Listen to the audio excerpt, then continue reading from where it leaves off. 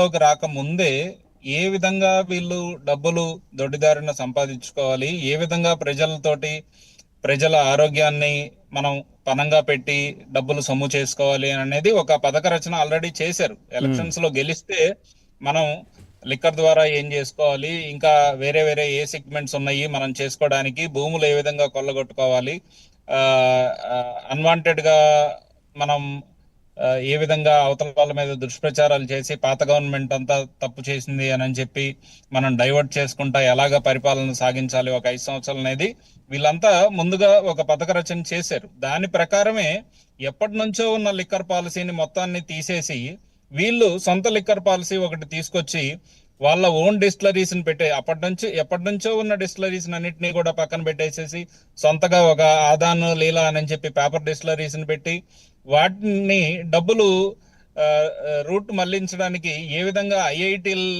మనుషుల్ని పిల్లల్ని వాడుకొని వాళ్ళకి ఉద్యోగాలు కల్పన అనేది జీరో అయినా కూడా గత ప్రభుత్వంలో వీళ్ళకు ఉద్యోగాలు ఇప్పించారు. ఐఐటి చదివిన వాళ్ళని మాస్టర్ మైండ్స్ అందరినీ తీసుకొచ్చేసి ఇందులో లిక్కర్ సొమ్ములు రౌటింగ్ చేయడానికి ఈ విధంగా వాళ్ళని వాడుకోవటం.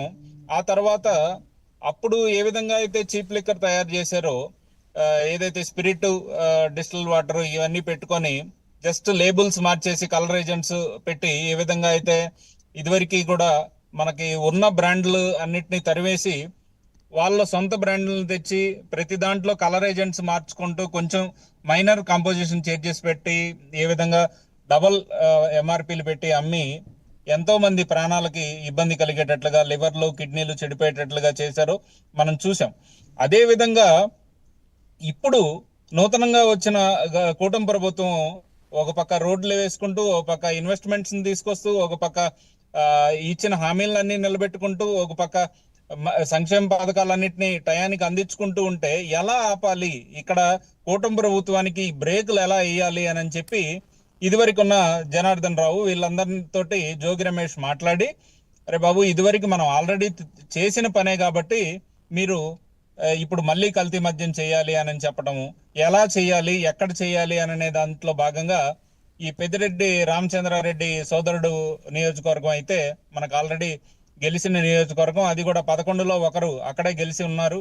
సో టీడీపీకి వెళ్ళిన అతను కూడా మన వైఎస్ఆర్సీపీ నుంచే వెళ్ళాడు కాబట్టి మనం ఇక్కడైతే ఈజీగా మేనేజ్ చేయొచ్చు అని చెప్పి అక్కడ రెడీ చేసి మొత్తం ఈ చీప్ లిక్కర్ ని మళ్ళీ దాన్ని గవర్నమెంట్ మీదకి తోసేటట్లుగా ఈయనే న్యూస్ బ్రేక్అవుట్ చేస్తాడు జోగి రమేష్.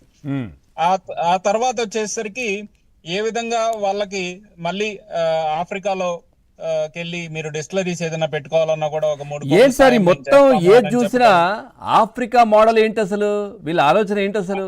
ఆఫ్రికా మోడల్ ఏంటంటే సార్, ఇక్కడ వైఎస్ అనిల్, వైఎస్ సునీల్ అనే అతను, వీళ్ళిద్దరూ జగన్మోహన్ రెడ్డి సోదరులు ఎవరైతే ఉన్నారో ఆల్రెడీ ఆఫ్రికాలో గత 7-8 సంవత్సరాలు ముందు నుంచే ముందేం సార్ వాళ్ళ మూలాలు మొత్తం జార్జ్ రెడ్డి గారు, జగన్మోహన్ రెడ్డి పెద్దనాయన గారు అక్కడనే కదా జార్జ్ రెడ్డి.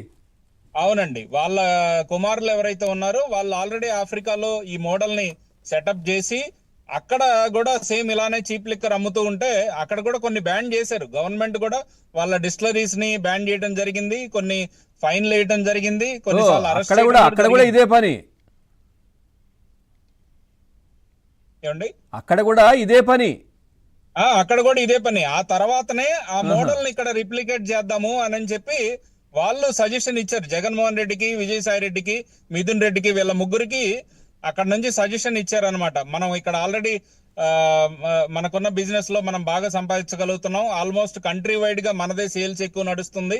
వీళ్ళకి వాళ్ళు అక్కడ కొత్త ఇంప్లిమెంటేషన్ కూడా తెచ్చారు, ఏంటి ఆల్కహాల్ శాచెట్స్ అని ఆఫ్రికాలో. అలాంటివి కూడా వీళ్ళే ఇంప్లిమెంట్ చేయడం జరిగింది.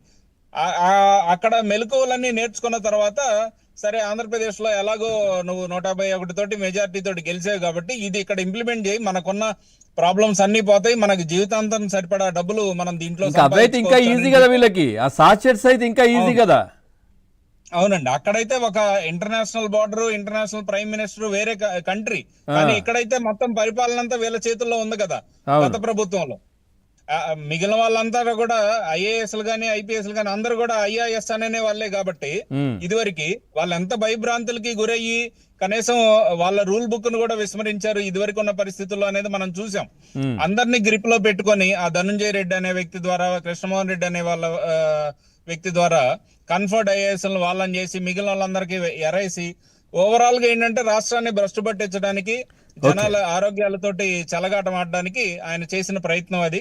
దాన్నే ఇప్పుడు మళ్ళీ ఇంప్లిమెంట్ చేసి కుటుంబ ప్రభుత్వానికి ఒక చెడ్డ పేరు తీసుకొని రావాలని ట్రై చేశాడు. బట్ ఇక్కడ తెలుగుదేశం పార్టీలో ఎక్కడా కూడా బీసీ కావచ్చు, ఎస్సీ ఎస్టీ కావచ్చు, ఓసీ కావచ్చు, ఎవరనేది సంబంధం లేదు. ఎవరైనా సరే తప్పు చేశారు అంటే అది మా పార్టీ వాళ్ళైనా సరే, ఇప్పుడు వైఎస్ఆర్సీపీ నుంచి తెలుగుదేశం పార్టీలోకి వచ్చినా కూడా అతని మీద కూడా కేసు బుక్ చేయడం జరిగింది.